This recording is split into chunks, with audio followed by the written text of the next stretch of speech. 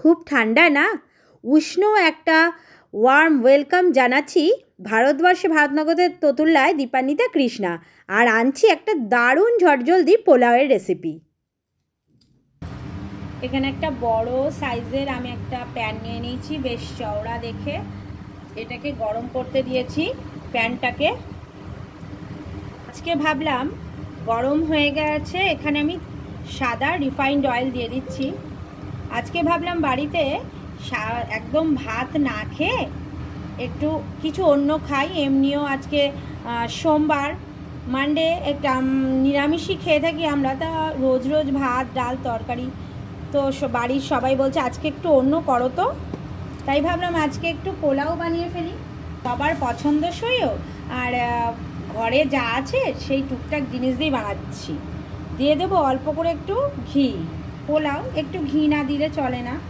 এটা গরম হতে হতে এখানে আমি দুটো তেজপাতা নিয়েছি, একটু সাজিরা নিয়েছি এক চামচ মতন গোলমরিচ একটু ভেঙে নিয়েছি, একটু জায়ফল নিয়েছি, এটা পরে দেবো। 7-8টা মতন ছোটো এলাচ ফাটিয়ে নিয়েছি, 8-10টা নিয়েছি লবঙ্গ, আর একটি দারচিনির টুকরো, এগুলো সব এর মধ্যে দিয়ে দিলাম। ঝটজলদি বানাবো আর ঘরোয়া জিনিস দিয়েই বানাবো, এই জন্য বেশি কিছু আর আমি আলাদা করছি না, যাতে খুব তাড়াতাড়ি সহজে কিন্তু ভীষণ সুস্বাদু একটা রেসিপি তৈরি হয়ে আসে, একটা পোলাও। সেটাই আপনাদের সঙ্গে শেয়ার করছি। এখানে আমার বাড়িতে ড্রাই ফ্রুটস ছিল, আমি কিছুটা ড্রাই ফ্রুটস নিয়ে নিয়েছি। কাজু আছে, আলমন্ডস আছে, একটু এটা আখরোট আছে, আর কালো কিশমিশ আছে, আর এমনি কিশমিশ আছে, একটু অল্প বিস্তর পেস্তা আছে। এই সমস্ত ড্রাই ফ্রুটসটাও আমি এর মধ্যে দিয়ে দিলাম। দিয়ে গ্যাসের ফ্লেমটা আমি লো টু মিডিয়ামে রেখেছি, কেননা এখন বেশি হাই করলে এগুলো একটা অতিরিক্ত ফ্রাই হয়ে যাবে, সেটা ভালো লাগবে না, পোড়া পোড়া মতো লাগবে। লো টু মিডিয়ামে রেখে আমি একটু হালকা করে এটা ভেজে নিচ্ছি। এটা ভাজা হয়ে গেছে। এবার আমি এখানে একটু ফুলকপি একটু বড় করে টুকরো করেছি নিয়েছি, 1 কাপ মতন মটরশুঁটি আর একটু গাজর টুকরো টুকরো করে নিয়েছি। আমার কাছে এই সবজিগুলো ছিল, আমি এগুলোই দিলাম। আপনাদের বাড়িতে যদি বিনস থাকে আপনারা সেক্ষেত্রে বিনস দিতে পারেন, ক্যাপসিকাম দিতে পারেন, সমস্ত কিছুই মানে এইসব সবজিগুলোও কিন্তু এর মধ্যে দেওয়া যায়। সব দিয়ে এবার ভালো করে একটু নাড়িয়ে নেব। সবজিগুলো ভাজা হওয়ার সময় অবশ্যই একটুখানি নুন দিয়ে দেব। আর এটা আমার একটু হোয়াইট পোলাওটা বানাচ্ছি এখানে, এই জন্য আমি কোনো ফুড কালার বা কোনো হলুদ দেব না। এখানে ভাজা হওয়ার জন্য আমি নুন দিয়ে দিলাম। এটাকে একটুখানি ভেজে নিচ্ছি। এটা মোটামুটি ভাজা হয়ে গেছে। এখন আমি এতে দিয়ে দেব 1 ইঞ্চি আদা গ্রেট করে রেখেছি, আদাটা দিয়ে দেব। আর দিয়ে দেব 4টে চেরা কাঁচা লঙ্কা। এটা দিয়ে একটু নাড়াবো। একদম সাধারণ সিম্পল অথচ ভীষণ টেস্টি একটা পোলাও তৈরি হবে। এটা হচ্ছে এদিকে আমি সাইডে একটা প্যানের মধ্যে কিছুটা সয়াবিন, ভীষণ প্রোটিন সম্বন্ধে এবং হেলদি, খেতেও টেস্টি, কিছুটা গরম জলে আমি সয়াবিনটা ভিজিয়ে রেখেছি। এটাও কিন্তু পোলাওয়ে ইউজ করব।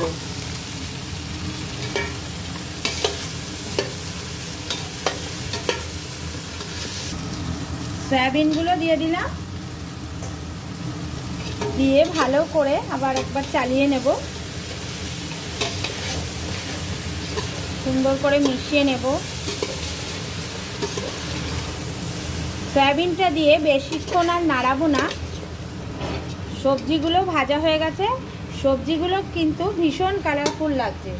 এখন আমি যে চাল নিয়েছি সেই মেপে জল দেব। চালের কথাটা আমি বলছি, তবে আমি 1 কেজি চাল নিয়েছি, তার জন্য আমি 2 লিটার জল, গরম জল এখানে দিচ্ছি। অবশ্যই গরম জল দেবেন, ঠান্ডা জল কিন্তু এখানে একদম ব্যবহার করা যাবে না, তাহলে এর টেস্টটাও নষ্ট হয়ে যাবে এবং ঠান্ডা জল দেওয়ার সঙ্গে সঙ্গেই এগুলো শক্ত হয়ে যাবে।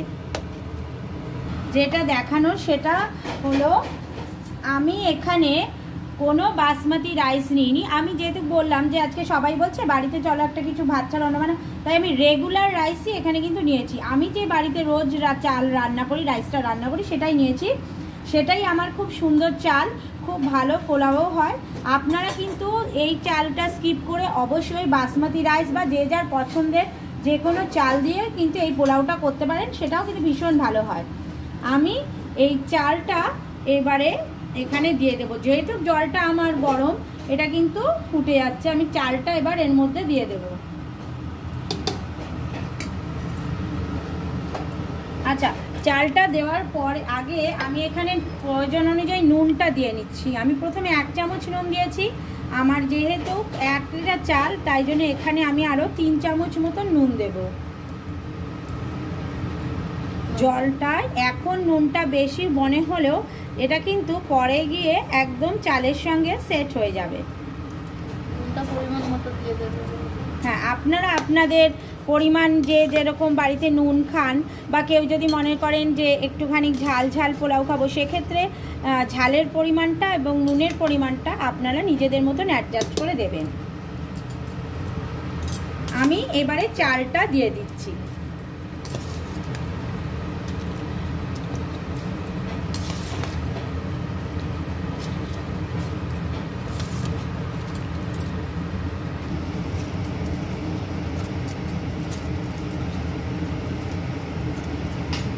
সবটুকুনি দেওয়া হয়ে গেল। এটাকে এবারে ভালো করে একটুখানি নাড়িয়ে দেব।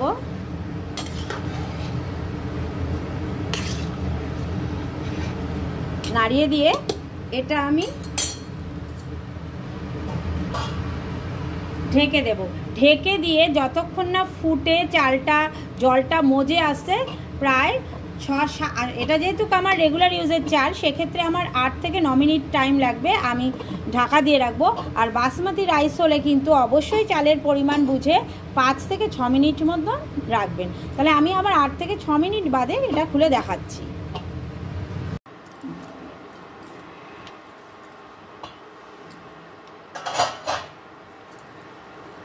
প্রায় 8-9 মিনিটের পরে আমি এটা খুললাম। আমার কিন্তু জলটা অনেকটা সোক করে গেছে, দেখে বোঝা যাচ্ছে চালগুলো কিন্তু উপরে এসে গেছে।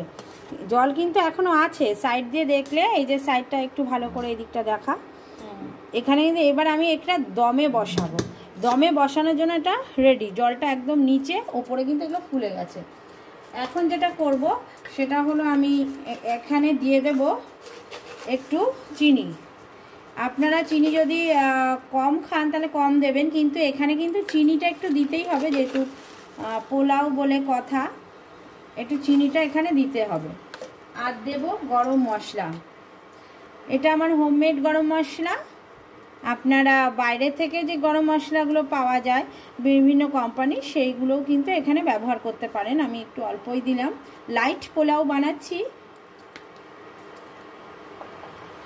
আর দেবো একটা ছোট্ট একটু জায়ফলের টুকরো নিয়েছিলাম, যেটা প্রথমেই সরিয়ে রেখেছিলাম, ওইটাকে একটুখানি এর ওপরে আমি এরকমভাবে একটু গুঁড়ো, আমি এখানে একটুখানি এইভাবে জায়ফলটা অল্প একটুখানি জায়ফল দিয়ে দিচ্ছি। এখানে জায়ফল দিলে কি হবে, একটা সুন্দর একটা হালকা গন্ধ আসে।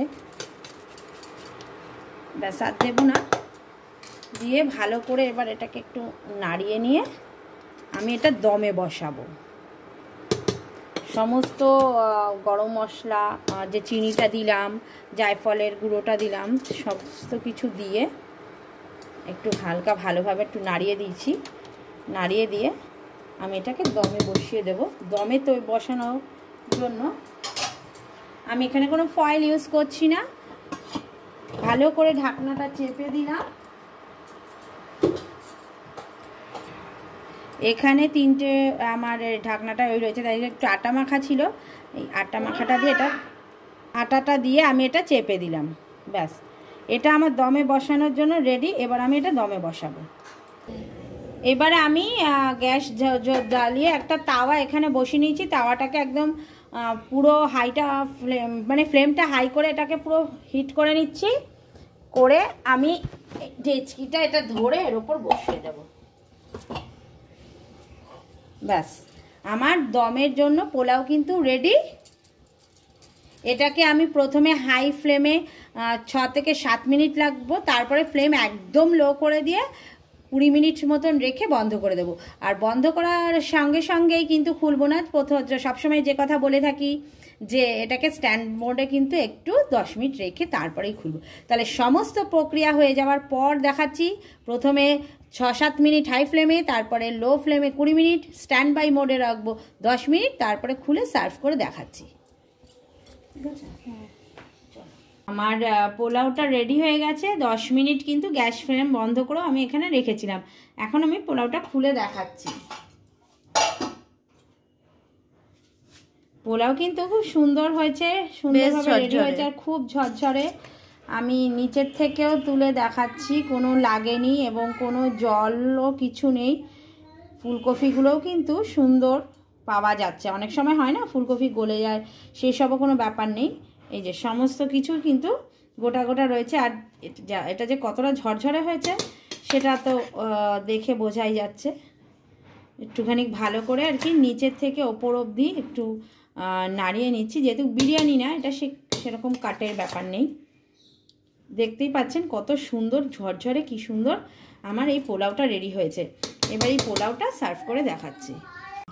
আজকের এই পোলাওয়ের রেসিপিটা যদি আপনাদের ভালো লেগে থাকে আর একবার রান্না করে খেতে ইচ্ছা করে, তাহলে অবশ্যই আমাদের ভালো লেগে থাকলে অবশ্যই একটু চ্যানেলটা সাবস্ক্রাইব করবেন। বন্ধু বান্ধব আত্মীয় স্বজন সবার সঙ্গে লাইক আর শেয়ার করবেন।